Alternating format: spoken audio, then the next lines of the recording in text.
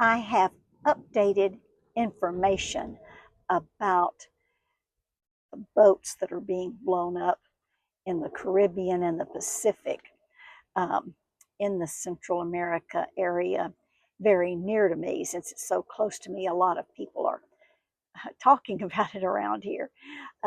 Welcome back to the channel. This is Charmel and Grecia sharing information about living in Costa Rica and retiring in Costa Rica.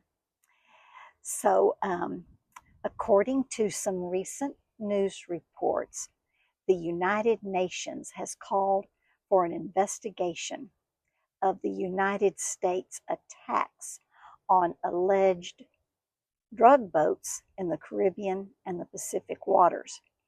The United Nations denounces what it calls extrajudicial killings.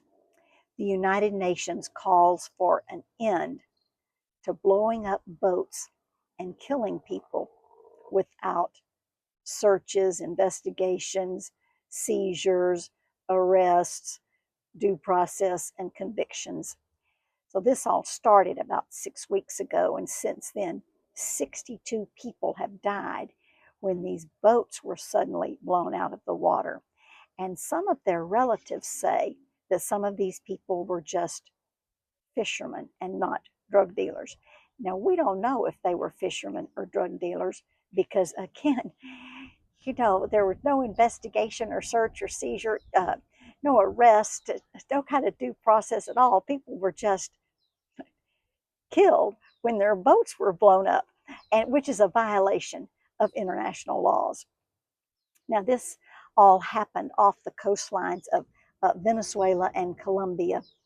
Again, very near to me in Central America, which is why people are talking about it and why it's being reported in the Costa Rica news. So, according to the United Nations, the intentional use of lethal force is only permissible as a last resort against individuals who pose an imminent threat to life. And the United Nations says that in these cases, these boats being blown up, there was no imminent threat to life.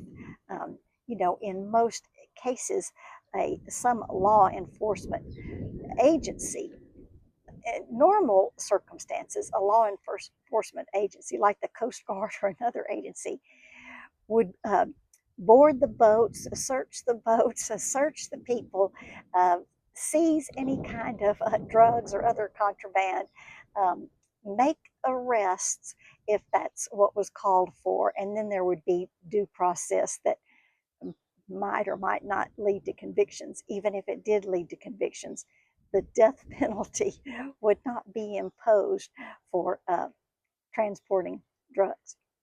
So that's a little bit of an update on that situation. If you have additional information, please put it in the comments section.